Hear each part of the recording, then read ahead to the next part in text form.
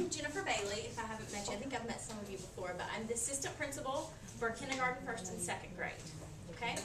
Today, I'm excited to do this with you because I have been in the classroom as a kindergarten teacher, a third grade teacher, a fifth grade teacher, and then acted as support staff for our teachers as well at other schools, Cobb County, Coweta County, and then here.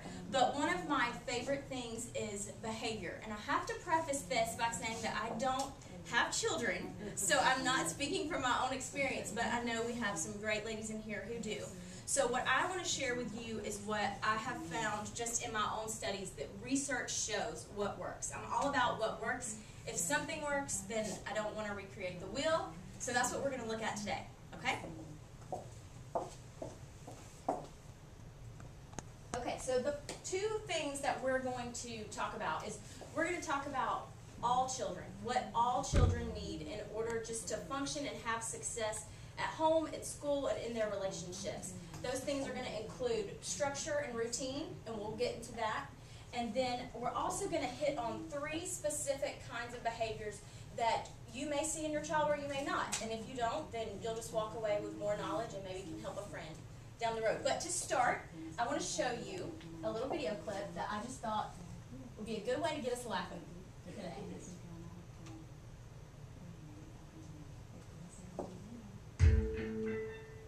Don't make me count to 1, 2, 3. Yeah, it's the parent rap, y'all. We may spend most of our time chasing toddlers down, but we still know how to rock the hizzle. I don't even know what you just said. Back in the day, back in the summer, watch your PG-13 staying away on the top. We had no shorties, and now we're really frosty. Cause now we be rolling with our own little posse in the minivan or in our little wagon. Let me throw it to my cause the little one is sagging. I used to bring it up, I used to dress real shit. Now I accessorize the food that's already been chewed. I make the stepper back look good when I'm walking through the mall, trying to wrangle my brood. My PB&Js will set your world on fire. I can make you mac and cheese blindfolded on a wire. I'm wiping the doo-doo, kissing the food, but got them eyes in the back of my head. I see what you do, using your full name so you know I can play it. But all my kiddos, they keep saying, Mom, she's the bomb. Working all night till the break of dawn. Cooking every day so I'm very hard to translate. Dad, he's the man. Working real hard to support the clan. Trading his Porsche for an old sedan. Raising all crowds if we get out of hand. When it comes to Candyland, I'm a stone cold player. Helping out with the whole I'm an outro slave. Wrestle car seats into place without spilling the mud. If I tuck you in at night, you'll be as snug as a bug. Then I'm off in the morning to meet that cheese. You may not know this yet, but it doesn't grow on trees. Now mama, take it please. What? Take it. I'm dropping times like the hot potty training on my tots. Washing all the pins and pots, tying little shoes and knots. Giving knowledge to your brain like if your friendship off the train. You don't have to do the same, now get your toys out of the rain. I'm cleaning every spill, cutting coupons like a bill. If you need parental skill, now you know we are for real. You don't think our rhymes are ill, boy? Then you're grounded for a mill. Mom, she's a chick. Making us chill when we pitch a fit. Telling us to share and never to hit. If you can't say something nice, put a sound in it. Dad, he's the guy. Never gets tired of playing I Spy. The constant barrage of kids asking why, and he always pretends he needs another tie. Money doesn't grow on trees. Why buy the cow if the milk is free? This won't hurt you as much as it hurts me. If you want dessert, eat another veggie. Close that door, keep up on your stable. Sit up straight and kiss your aunt. Maybe close your mouth when you chew. Get your elbows off the table. Mom and Dad of the year, check it. That's the label. It's the parent rap, y'all. And it's a parent. We're great parents. Mom and Daddy in the house. Mom and Daddy own the house. Mom and Daddy need to clean the house. Don't make me stop this beat. I'll do it. I'll pull this beat right over.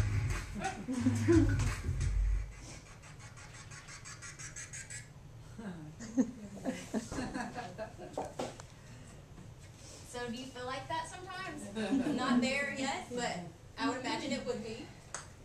Let's see. All right.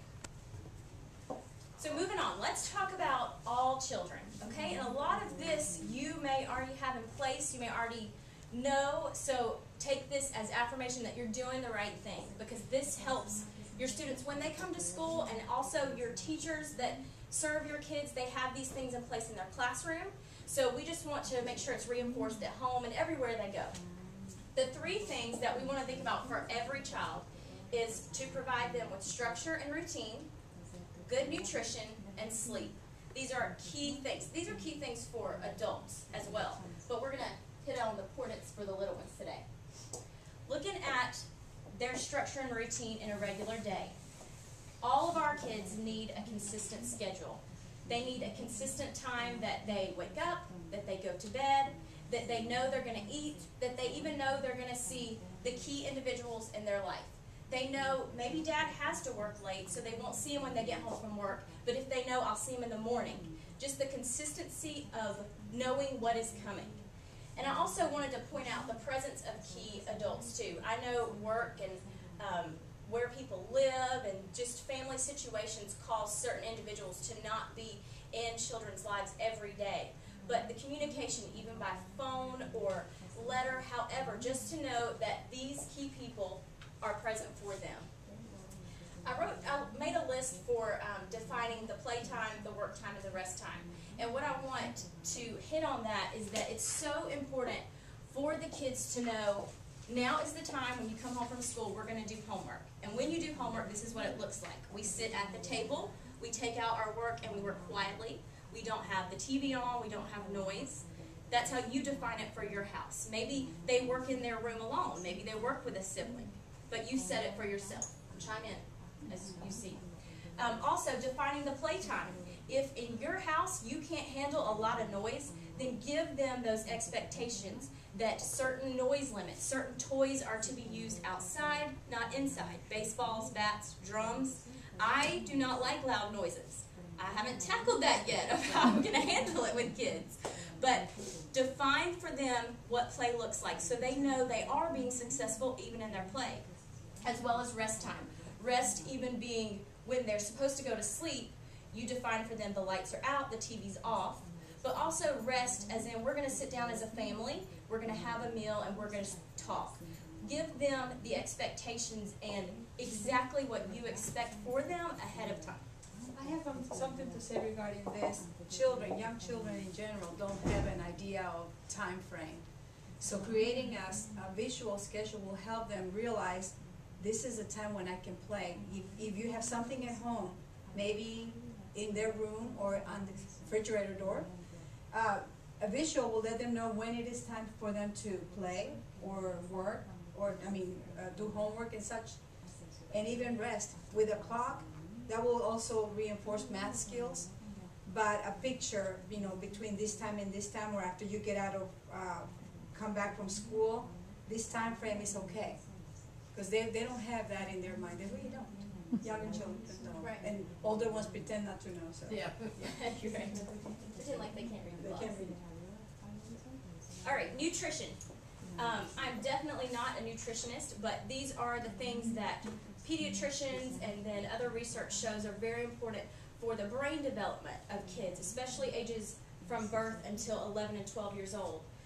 Routine meal times, like we talked about in the previous slide, so that they know when I'm hungry, I usually eat dinner at 5 o'clock. And as they're learning to tell time, you will have to remind them how soon dinner's coming or the snack's coming. But to know that a meal is coming for them so that they're not scared or even looking for snacks or eating the wrong things as well. Incorporating meats, vegetables, and fruits into all meals. This goes back to the basic food pyramid you may have seen before. But I know it's very hard even nowadays to get good fruits and vegetables that are a good price, really. I wish I could have brought in somebody today from the coming local food markets, but if we Google it, and I'm not even sure if we have it on the county page, of just the different farmers markets that are incoming, that's always an option, and it's low price, it's local fruits and vegetables, just to make sure that our kids are getting the right kind of foods every day. We also want to make sure we limit the sugar and the processed snacks. That goes for adults as well as myself. I have to watch the candy and the chocolate. But this also helps, I mean, the sugars get into your bloodstream and you get tired, and it hinders their ability to learn for the rest of the day, especially if they're eating it in the morning. I have something to say regarding that for our Spanish community of parents. Sometimes they buy things that are okay in the supermarket, but they are blue and red and green, and all those colors are not good for our system, and the kids get crazy because of that. So let's be very careful when we buy things.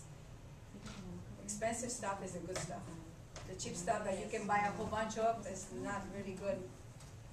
It will be best if they will have water instead of fruit drinks or colored drinks. That's right. And we do, all the teachers allow students to have a water bottle beside their desk, and then we have the water fountains around the building as well. So if you could emphasize the importance of that for your students every day. The last thing right here, children that control food intake. And since Ms. Podorski's in here, I may let her jump in and tag a little bit. But I just want to hit on that a lot of times children that feel like they don't have control over their situations, we're going to touch on that in just a few minutes. But the number one thing that they'll cling to is the control over their food. They may not even can control what's on their plate, but they'll control what they put inside their body or what they put outside their body. So a lot of times it's very important to make sure that your child, if they do fall into this category, that they have choices to choose from and that you know what they like, but not a ton of choices as well, because then sometimes they'll be more apt to eat the sweets and the processed foods rather than the good things for them. You want us to add anything to that, Ms. I think Podorski? that's it. Yeah. All right. And then sleep. This actually is hand in hand with nutrition.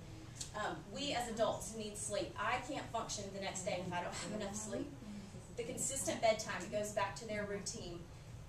The research shows that children ages 5 to 11, which are our elementary students, need at least 10 to 12 hours of sleep every night. That is a lot of sleep. But what it shows is that when these kids get that, along with the right nutrition, then their brains are ready to work and learn. Exercise does play a key, but their children, we give them time on the playground, they have PE. So all those things work together to help make sure that your children and our students are able to learn the best of their abilities there. Also, limiting the nighttime distractions. I know probably sometimes a lot of kids nowadays with so many devices like iPads and iPods, it's easier to kind of tuck them into bed and maybe they'll fall asleep with their toys or with even their books.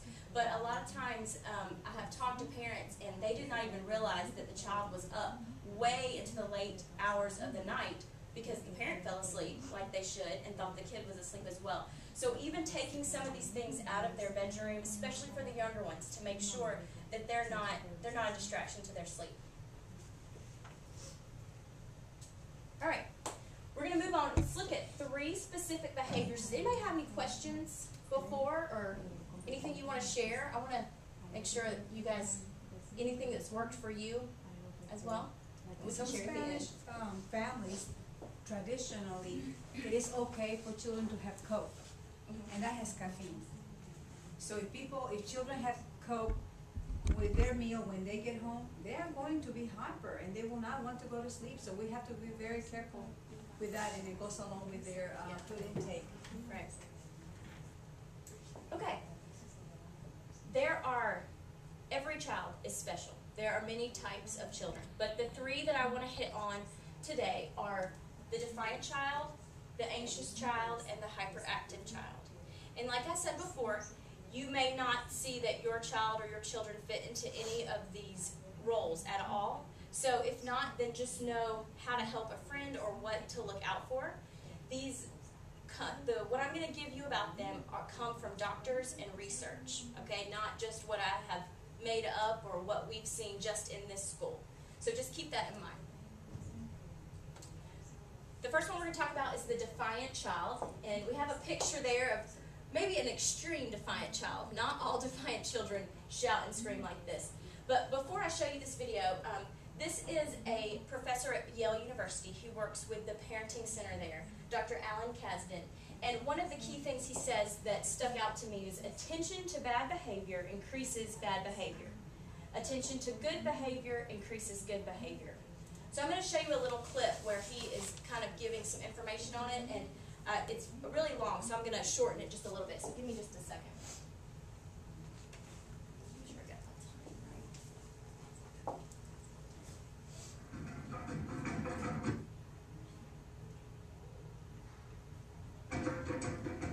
The American Psychological Association proudly presents Alan E. Cat.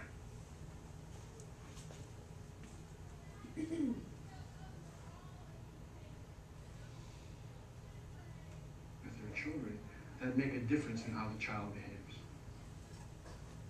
Defiance is usually something not doing what someone else wants. And developmentally, here's how it goes.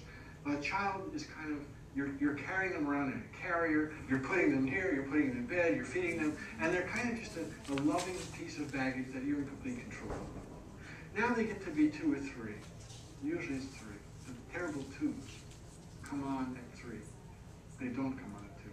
They don't always come on, but when they come on, so what's happened now? Now your child can walk around holding onto a coffee table or a couch, and he or she can get into things. And now you start making a new kind of command or demand. Don't touch that. That's mommy's favorite vase. I told you not to touch it. What are you doing? And the child's not being oppositional. The child's not being manipulative. The child's not controlling. The child's not doing really anything. It's kind of innocent in that way. But the parent is not attending to compliance, but attending more to the defiance. And the child has a stronger will by virtue of just being in more control of his or her environment. And one identifies this in adolescence. You want to go out with whom? With that person? With all those tattoos and the earrings that are coming out of every orifice? Are you kidding me? There's the place where control is maximum, but it's gaining from early childhood. I can walk, I can ride a bike, I can go in any room in the house, I can open doors, I can go to the refrigerator. So now the parent is seeing a person that they can't carry around and do everything with, but the person has demands and needs and wants and wishes that conflict. And the parents are saying, don't do that, don't do that, don't do, you're being defiant, you're not listening to me. Well, it's kind of normal development. And even in a perfectly normal home, the child's compliant maybe 80% of the time with one parent. So it's not so much defiance, it's who's labeling it. It's the parent. And that's actually a marvelous question.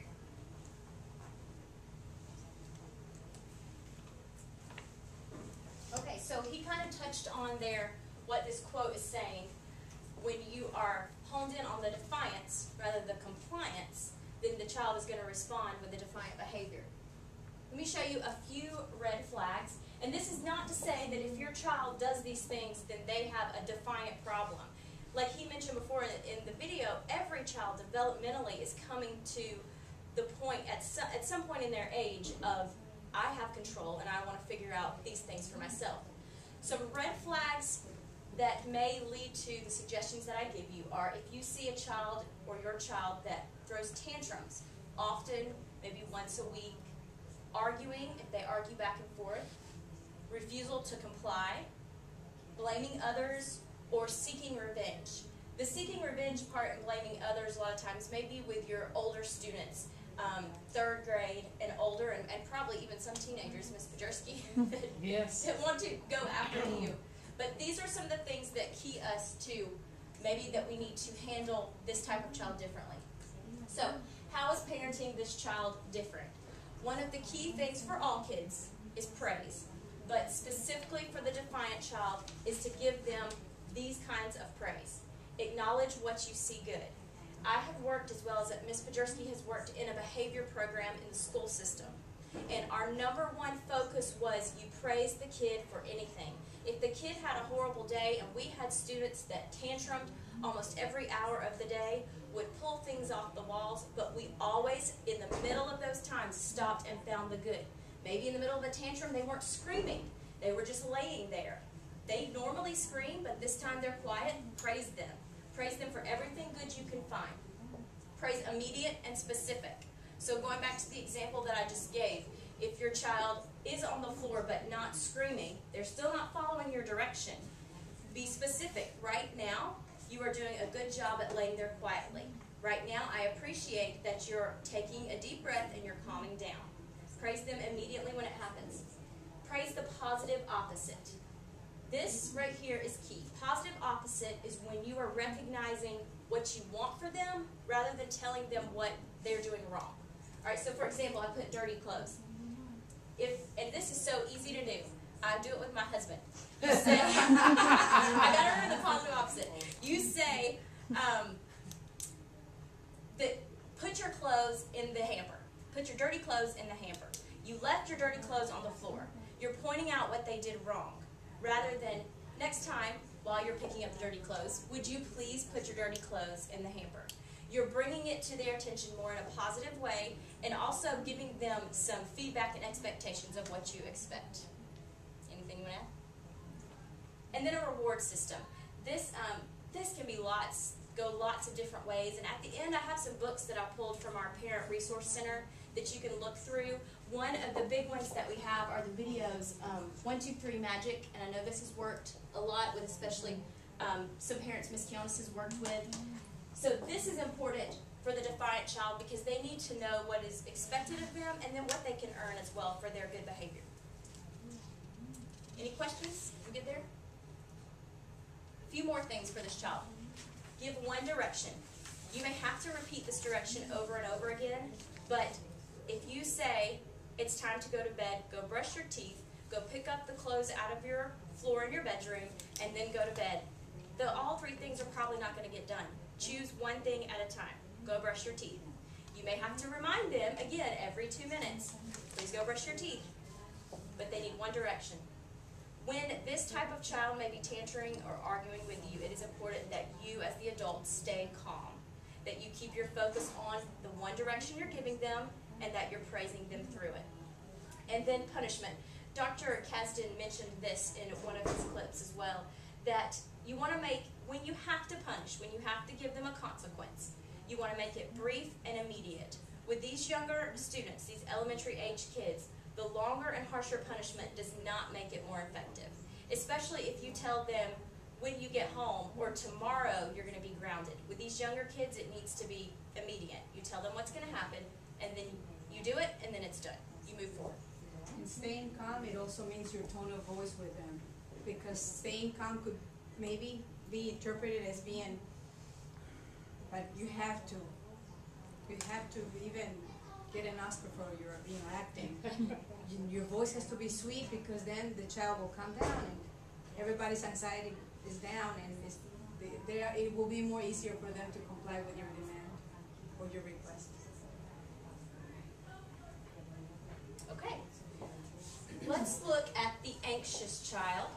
And this, once again, I have some websites on here for you to use if you see a lot of anxiety in your child, but we're just kind of going to do an overview. So the question I want to pose before I show you this clip is, does your child worry more than the average kid or more than maybe your other children that you compare them to?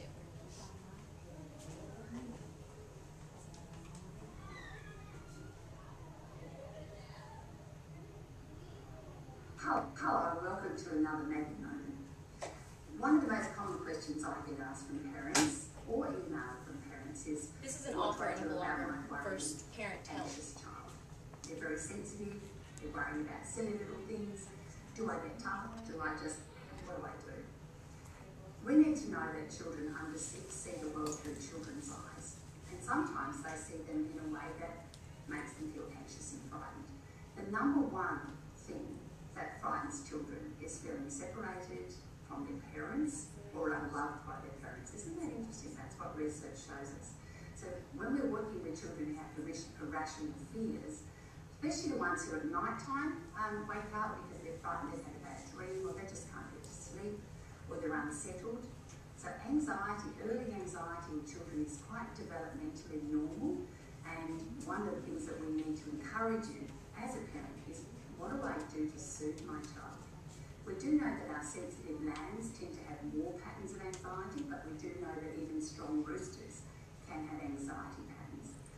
And one of the things I know that amps up children's anxiety and overloads their nervous system is watching too much of the news on television.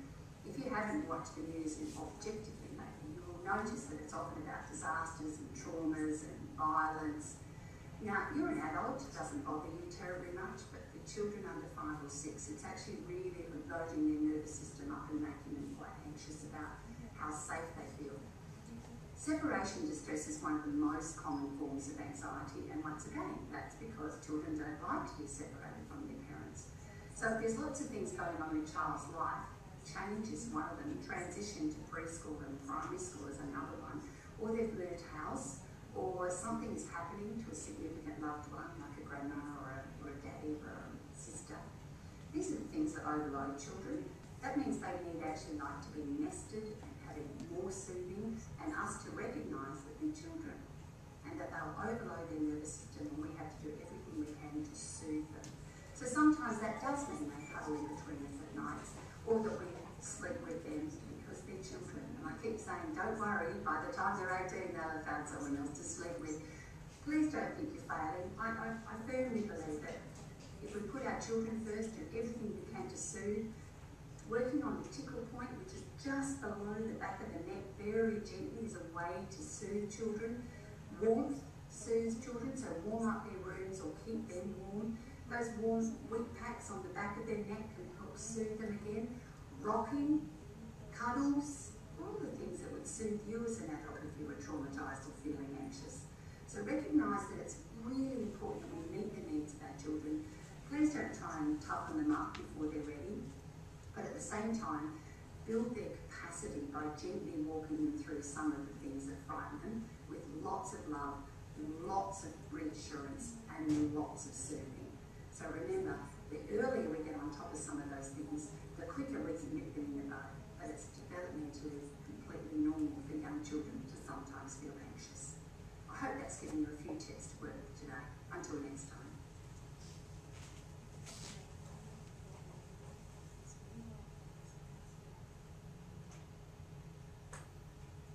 And I just wanted you to know her credibility. She is a blogger and an author of how to parent kids, and she has several videos on YouTube if you're interested in her. To me, she's just realistic, down to earth with her way she views things. All right, so some red flags for the anxious child. And like she mentioned, it's normal for every child to experience anxiety. I mean, we as adults still experience anxiety. But here's some red flags if it's a persistent thing with your child. If they complain of stomach aches, problems sleeping at night, not resting well, if they're reluctant of social events, even reluctant to come to school, but more than that, maybe if there are birthday parties they have been invited to, or outside events such as sports, anything that they may feel scared of and don't want to be a part of. A lot of times these children that exhibit these anxious tendencies, they're the people pleaser. And so in the classroom, it may be hard for a teacher to spot that your child has some anxiety, because they're just going to respond to whatever the teacher says. If the teacher gives them direction, they're going to do it, because maybe they fear getting in trouble or getting the attention brought on them, or even they fear the praise, so they kind of just want to be in their seat and be quiet. So it is important to note that if your child does experience anxiety like this, that you do speak with your teacher and other people, the coach or whoever's involved with them, so that they can be aware and know how to work with them. How is parenting this child different? Definitely going back to the structure and routine for all kids, but it's especially important for the anxious child. If this child does not know what is coming next in their life, or who to expect at home when they get there, who to expect to pick them up from school, who to expect to provide their meal or to tuck them in at bed, that is going to increase the anxiety they may already feel. Consistent presence of key adults, the same thing. When the child is anxious, it is important, just like we mentioned with the other, to stay calm, because they need to know that you are the strong one. Just like Maggie Dent mentioned in the video, there's different techniques you can use, just such as rocking and holding your child when they're feeling that anxiety. She talks about a place on your neck that if you rub or kind of tickle the child's neck, it helps them to relax there. Also, I wanted to point out breathing, exercise, and then child yoga. These are some things, and it's not even yoga that is meditation, it's just more about stretching and calming yourself. A lot of these videos can be found on YouTube, on the internet. I know Barnes & Noble has some things as well. These are really important. Just counting, taking a deep breath, and breathing it out for 5 seconds. That's a great place to start with these children. The green and red light statements. This is kind of common sense when I explain it, but green would be your positive statements and red would be the statements that make you feel more anxious or make you feel not happy, not calm. So you would want to have a conversation with your child about what are the green statements that we can say when we feel sad, when we feel scared to go to school, when we don't want to go to a birthday party. The green comments would be, I am a happy person, I am a fun kid, other kids like to be around me, I am smart. The positive self-talk that you use, but you're going to model it and talk it out loud for your child. The red light comments you want to talk about as well so that they recognize when they're saying the negative, scary things in their head. A little child may say in their head and not realize fears such as, somebody's going to get me, somebody's going to break into my house. They may have seen a scary movie, and that translates into their mind and into their sleep that that is going to happen to them. So having the conversation to recognize and talk out the positive and the negative statements that are used in their own self-talk is so important. Taking small steps. If the child, like we've mentioned before, is reluctant to go to a birthday party, maybe you can make the small step of let's go to the park, or why don't we invite one child over to our house. Have the small steps to help them get used to the big event and then celebrate them along the way. And this is a website I added. It's for anxiety disorders, which is a little bit extreme because, like we said, all children experience anxiety. But there are a lot of helpful hints on there that if you see these types of things in your child, you may can just refer back to as well. Anything, Ms. Kiamis, you want to add? All right, moving on. Anybody have anything you want to share? Okay. The hyperactive child. This picture to me is so cute because obviously he's in timeout. He's been playing Superman or some kind of superhero of some sort, and he's done something. So let me just show you a little example of the hyperactive child. See if you can spot the one.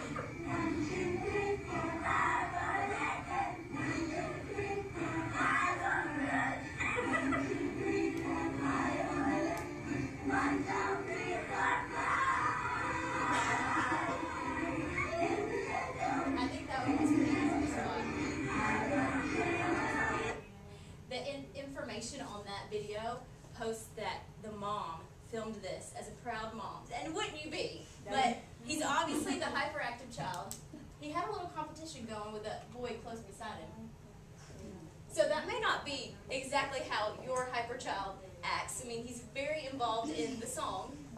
But here are some red flags if you feel like your child may be a little more than the average as far as their activity. If they're in constant motion, fidgets a lot and easily distracted, a difficult time listening or making eye contact, difficult time playing quietly, and talks excessively or interrupts others. And how is parenting this child different? This child needs constant guidance and supervision. And the difference with maybe the other kids that we talked about, your all-around average kids or the anxious kid and the defiant kid, is that this child really, they do need those key adults present in their life all the time. If you have to use a babysitter and this is your child, then that babysitter needs to be aware of your routines and the structures and the expectations that you have just to keep it consistent for them, because that is key. The expectations being consistent. A discipline system, like we mentioned, going back to 1, 2, 3 magic, this one is just, it works well. It works well in the classrooms here. We have several teachers that use it, but also in the home. But even for it to work for a child, the parent has to be consistent as well. So that is key. And then organization is a big one. If your house is not organized where your child can access it, maybe where they can't find their clothes or their shoes when you give them the direction to get dressed, then it's going to be hard for them to stay on that task. So organization is a key. And it's a key here that we have to push with our teachers as well to make sure that their schedule is consistent, their routine's consistent in the classroom for all kids, but then also so we can address the needs of these types of particular kids as well. A few last things about the hyperactive child. One reminder is not going to be enough for this child. You're going to have to give that direction over and over again, but just know that be patient and keep repeating. They're going to get it. Plan the transitions. When it is close to bedtime, tell them bedtime's in 30 minutes. Give them a countdown. Bedtime's in 20 minutes, 15 minutes. So it does take a lot of extra work on your part, but they do grow into this and they grow into the consistency of it. Do not punish mistakes or the lack of progress. A lot of times the hyperactive kid, like we just saw in the video, that child easily could have hit one of the other kids on accident with all his jumping around and flinging his arms. He's not mean, he didn't mean to, but it was an accident. So in that case, you want to have the conversations with them about their actions, but don't necessarily punish a mistake, especially the lack of progress. As long as you are consistent on your side and push the consistency on them, then they are going to make the progress. Praise the small steps, like we've said before, and patience is the key. I wanted to add something regarding plan transitions with the countdown. Again, children do not have a really accurate idea of 20 minutes or whatever, set timers. Timers help you to narrow it down. When they hear the ding, they realize, okay, time's up, I have to get with it, I have to finish before, that happens. And another thing that I wanted to add was, when we're in school and the kids are doing something similar to that, it is easy for a child to say, he hit me, when in reality, that child hit him, but it was an accident. It was, he was not being, he was not calm and collected. But then we hear, a child hit me, we have to investigate, that sort of thing. Of course, the child will not be punished because he didn't mean to hit somebody purposely, but at the same time, we have to address those things. Yeah. Okay, any questions there? All right. Kind of to close this, Ms. Pajorski had to walk out. She is the principal, if you didn't know before, but she has taught me as well as what I've seen her use with other students here, the Pajorski principle. And what she believes is basically the statement, to give is better than to receive. So a lot of times, I'm going to give you an example, when we have students here that may have purposefully done something wrong to another student, may have tried to harm them or said unkind words, then what I have seen her do is, in order to teach this principle, she will put them to work. She will assign them the job of going to a teacher and asking, how can I serve you today? And the teacher will give them a task. Or going to another student, how can I help you clean out your desk? I've also seen her take kids out to our garden and talk about how it's better to give than to receive. And by working in the garden, you're helping the school because you're making our school look better. We also have our dog with Miss O'Neill, Jansky, and then, so we use the dog a lot, but the main principle that Miss Pajorski always comes back to, and what I've seen her work with her own kids as well, is that give unto others, and then that way you're going to receive from that as well. So I wanted to kind of add that in there because that's been big for me to watch her this year. And then just to go back over some of the ways that we want to support you here, we have the Parent Resource Center in the Media Center, and I've pulled some books just based on behavior today. You're welcome to look through, and if you want to check them out, we can walk back to the Media Center and do that. Then also, please use the administrators, myself, Ms. Bush, and Ms. Pajorski, and our counselors. In kindergarten, 1st and 2nd grade, there's Ms. Howard. In 3rd, 4th, and 5th, we have Ms. O'Neill. The counselors are experts at providing you with information. If you want to attend parenting classes, they can give you information on where those are taking place. They can give you information on these types of things, reward programs, discipline systems, all those things. So please use us if you need to. And then relationships are key. You being here today and getting to know other parents that may be going through the same thing, that may not, but you're building the relationship, to me, leads to you time, that you have to take time, especially if you are dealing with the anxious child, the defiant child, the hyperactive child. Those children take a lot of attention and they take a lot of patience and energy from us. So make sure that you're putting in time for yourself and then time for your family as well. And then finally, your children are our children here at Cumming Elementary. So we are so excited to have you involved in everything that you do, and I know your kids love having you here. And 2 quotes I want to leave you with. Barbara Johnson said, "To be in your children's memories tomorrow, you have to be in their lives today." Going back to being present, you are a key individual for your kid. And then Franklin D. Roosevelt said, "We may not be able to prepare the future for our children, but we can at least prepare our children for the future." And that's what we as the staff and teachers here at Cumming Elementary, we want to do, and we want to support you the best way we can. So please use us, use the resources that we have, use Miss Gunter, she's always here and available for you, as well as Lucia and Miss Kionis.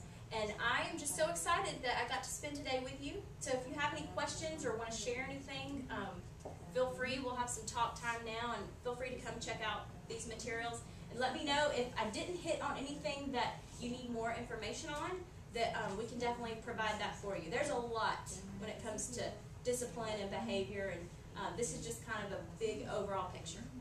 Okay?